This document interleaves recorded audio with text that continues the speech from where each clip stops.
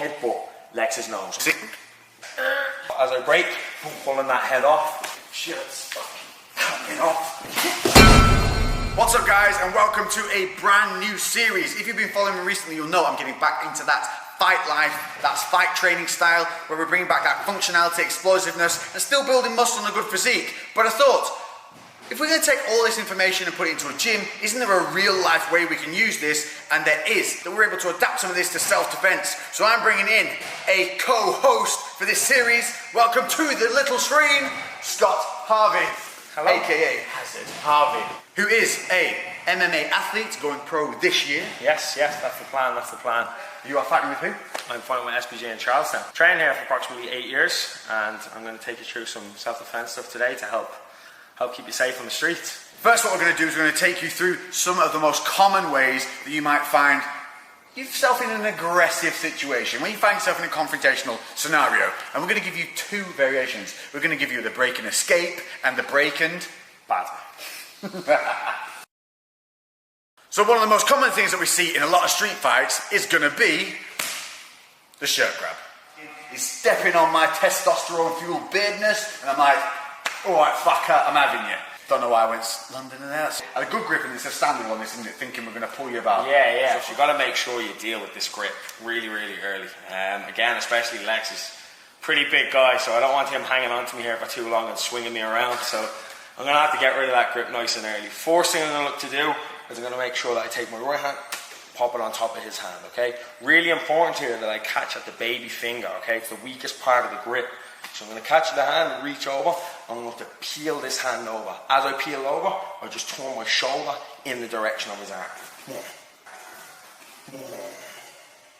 Peeling that hand off nice and quickly. And making sure straight away when I get off this angle is I turn off immediately. I don't want to stay here for any big shots. I want to push him off. I'm going to look to disengage as fast as I can. In real time, you'll be like, alright, grab, bam, pull, gone. Now, one more little thing to add to that. What would you do if you know they're going to hit you straight off this shot? I'm going to make sure I get my head off this center line. I don't want to leave my head in this line where, again, if that strike's coming, I'm going to eat it. I'm going to make sure the second I grab the shot, I'm pulling my head out with that. He's always going to throw it directly to where my head last was. So we're going to make sure that head is off. As I break, pulling that head off, pushing off, disengaging quickly. So there you have it. That's the first break and escape. Now for the fun one, the break and batter. Option number 2 is where you have been left with no alternative but to make sure that you and the people around you are safe, because this boy has got a little bit bouncy, he's got a little bit leery, he's fucking not having none of this, he ain't calming down, and he's coming at you. So come in, I'm intent on hurting you now, you've had enough, it's time to get out there, get yourself safe. Same as the last, I've got to make sure I break that grip and get off that center line, okay? So once I break that grip and get off that center line, I've now cocked my right shoulder for a big shot. So from here, big wide hook, not hitting line, boom, turning that hook right in and looking to land a devastating shot. Once I land, disengage and make sure you're safe from there. So we'll just give you in a little bit of real time so you can see how it would work. So here I am, you fucking want some? Do you want something? I've had enough of you, you fucking hate, fucking come on in, fucking.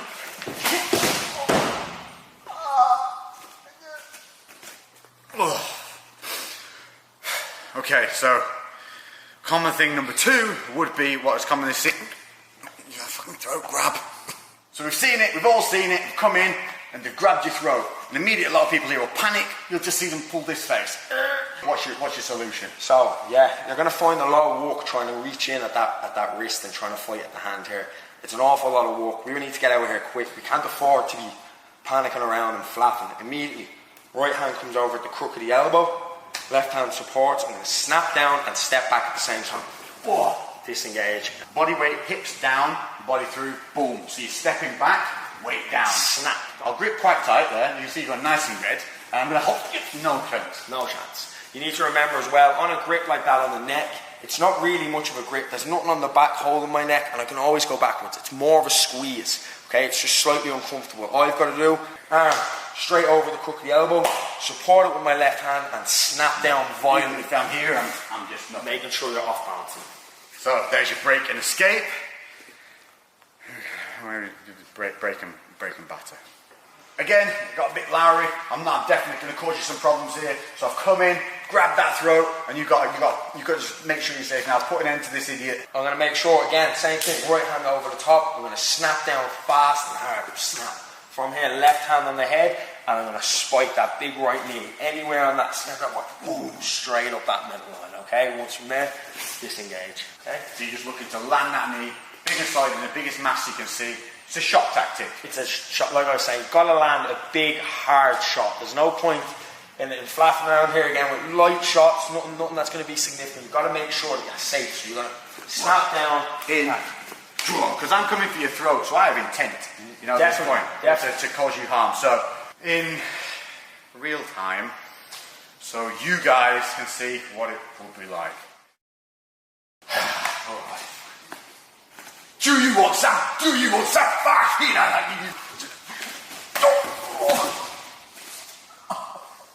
It's good. Yeah. Okay. The most common thing you'll see, third in line, is going to be when someone, the double shirt grab, the double throat grab.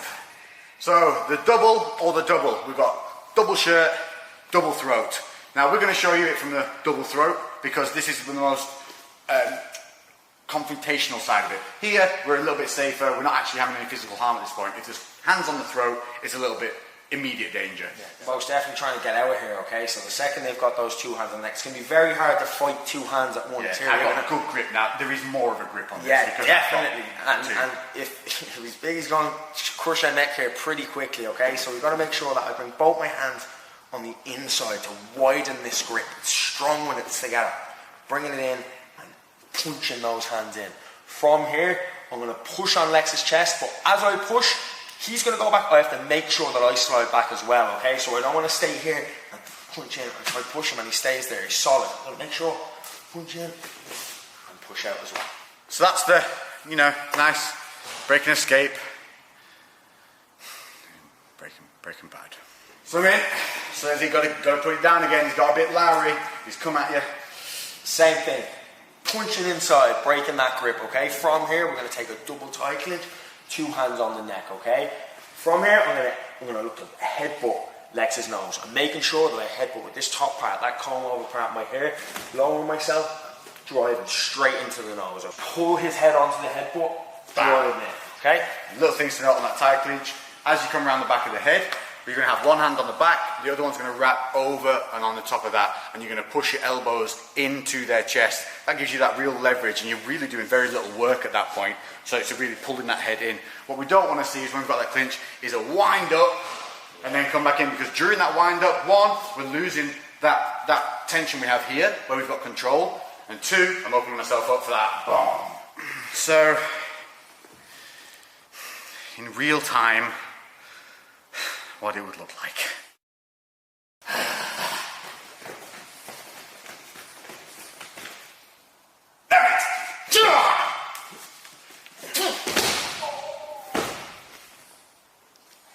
Yeah. Yeah, it works. Right, well, there you have it. Cheers, Scott. No problem, anytime. I definitely feel like I've learned a good few lessons there. Hopefully you guys have too. I want to emphasize this is for when you feel threatened, and it's for helping keep you safe, people around you safe, and just dealing with the situation. But this is what you will be learning. If you haven't been to a fight class or anything like that, it's things like this that you can put into real life situations that are not only going to keep you fit, they're going to keep you safe in the streets and in the gym. And eventually we will have an entire series built up from this, because this is going to be an ongoing thing, and you're going to